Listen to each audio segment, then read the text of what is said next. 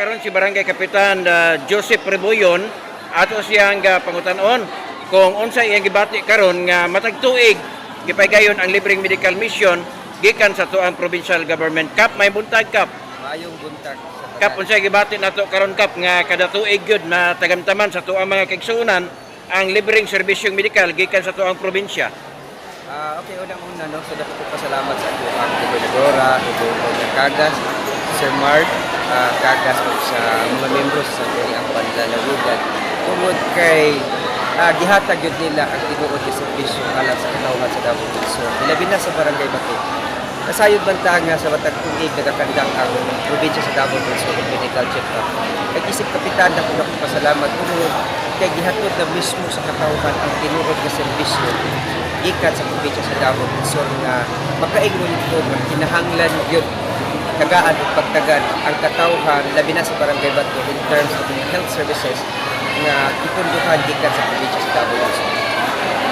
Kap, unsay pamaagi sa Barangay Council kay pag-abot namo diri ganina, pag-abot nako gisugdan na ang kuano ang kalihukan sa medical mission nga wala pa gani oras tungod sa kadaghan sa mga tawo kaganina Kap. Unsay gibuhat sa Barangay Council Kap nga ingon ato kadaghan ang mga tawo nga nagpahimulo sa libreng medical mission sa tuang probinsya. Unang-una, mga 3 weeks ago pa, nakakabalo na ang barangay alang sa ipahigayon ng medical mission dito sa probinsya. So kami sa council, nag-initiate na may kung sa ang mga preparation nga angay namin iandam para nikabot sa mga medical team, dili na maglisod ang mga katawhan, ang mga medical team sa pagplastar. So gikan gabi, gahapon gabi, o ganinang kadlaw, nangandam ni kung sa ang mga gimbuhaton, pagpaplastar, pagpahibalo sa mga tao. Because every Monday, nagakandak ko convocation din sa Barangay Gymnasium. Pinapahibalo yun po na po during sa flag ceremony na adunay medical mission ipahigayon karong adlaw.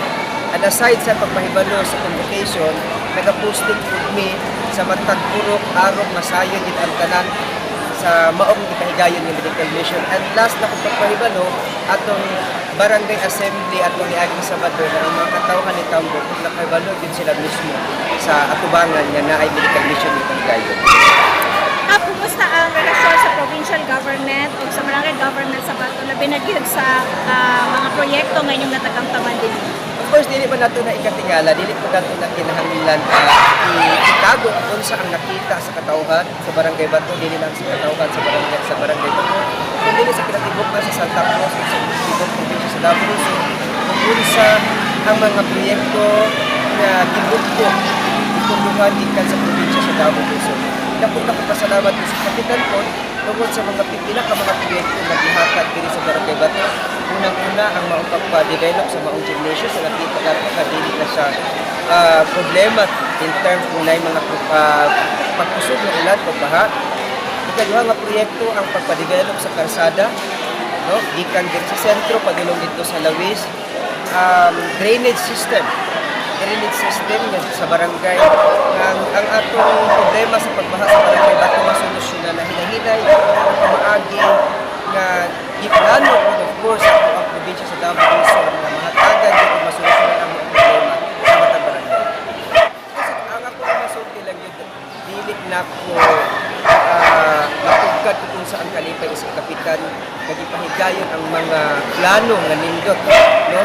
Sa Barangay Bato, pinaagi sa inisyatibo sa tuang Gobernador Ronya Cagas at si Sir Mark Cagas nga despite sa ato ang krisis nga naagian karon naalang gihapon silang mamusuporta ug dako na ko pasalamat ko tungod kay ang Barangay Bato isa sa pinakapinangga sa ato ang gobernadora ug ni Sir Mark ilabi na sa mga kaubanan niya kasanguni ang panlalawigan nga makaingon ko nga sobra ang ihatag nga mga kaayuhan gikan sa probinsya ngadto sa katawhan sa Barangay Bato.